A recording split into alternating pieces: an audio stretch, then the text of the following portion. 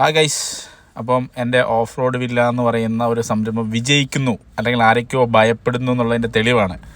എൻ്റെ ഫ്ലെക്സ് വലിച്ച് കീറി കളഞ്ഞിരിക്കുകയാണ്. ഞാനിവിടെ റാണിപുരത്ത് പാർക്കിങ്ങിനോട് അടുത്തുള്ള ഒരു സ്ഥലത്ത് ഫ്ലെക്സ് വെച്ചിട്ടുണ്ടായിരുന്നു. അത് കീറി കളഞ്ഞിരിക്കുകയാണ്. കീറി കളഞ്ഞ നിലത്ത് പോലും അതിൻ്റെ ഒരു സാധനം കാണാനില്ല, എല്ലാം കീറി കൊണ്ടുപോയിരിക്കുകയാണ്. അതേപോലെ സമാനമായ രീതിയിൽ തന്നെ കഴിഞ്ഞ വർഷത്തേക്ക് എൻ്റെ ഒരു വണ്ടി 2 വീലർ നമ്മുടെ വില്ലേരുടെ അടുത്തേക്ക് പോകുന്നിടത്ത് വെച്ച് കത്തിച്ചു. ഒരു രാത്രി ആരൊക്കെയോ ചേർന്ന് കത്തിച്ച് നശിപ്പിച്ചിട്ടുണ്ടായിരുന്നു. അപ്പം എന്താ പറയുക, നമ്മളൊക്കെ ഒന്നുമില്ലായ്മ നിന്ന് വളർന്ന് എന്തെങ്കിലുമൊക്കെ ആകാൻ വേണ്ടി ഒരുപാട് കഷ്ടപ്പെട്ട് സ്ട്രഗിൾ ചെയ്ത് ശ്രമിച്ചുകൊണ്ടിരിക്കുകയാണ്. അപ്പോൾ അതിലൊക്കെ അസൂയ പോകേണ്ട ആളുകൾ ചിലർ അതില്ലാതാക്കാൻ വേണ്ടി ഒരു സൈഡിൽ നിന്ന് ശ്രമിക്കുന്നു എന്നുള്ളതിന് തെളിവാണിത്. പക്ഷേ നമ്മൾ ഒരിക്കലും ജീവിതത്തിൽ അങ്ങനെ വിട്ടുകൊടുക്കാൻ തയ്യാറല്ല. കാരണം നമ്മൾ വന്ന വഴി അത്രയും ദുർഘടം പിടിച്ച വഴികളിലൂടെയാണ്. അതുകൊണ്ട് നമുക്കിതൊന്നും കണ്ടാൽ നമ്മൾ പേടിക്കില്ല.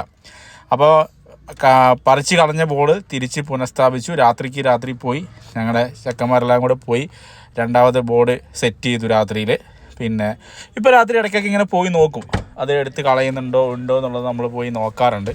അപ്പോൾ എന്തായാലും ഇരുട്ടിൻ്റെ മറവിൽ ഇങ്ങനെ തന്തയില്ലാത്തവന്മാർ പലതും ചെയ്യും. അതിനിപ്പോൾ എതിരെ നമുക്കൊന്നും ചെയ്യാനൊന്നും കഴിയില്ലല്ലോ. ഇങ്ങനെ ഇനി 1000 ഫ്ലക്സ് ഇതുപോലെ കീറി കളഞ്ഞാലും ദൈവം സഹായിച്ച് ഇന്ന് അത് തിരിച്ച് ഇതേപോലെ പിറ്റേ ദിവസം കൊണ്ട് ഒട്ടിക്കാനുള്ള ശേഷി നമുക്കുള്ളിടത്തോളം കാലം നമുക്ക് പേടിയില്ല.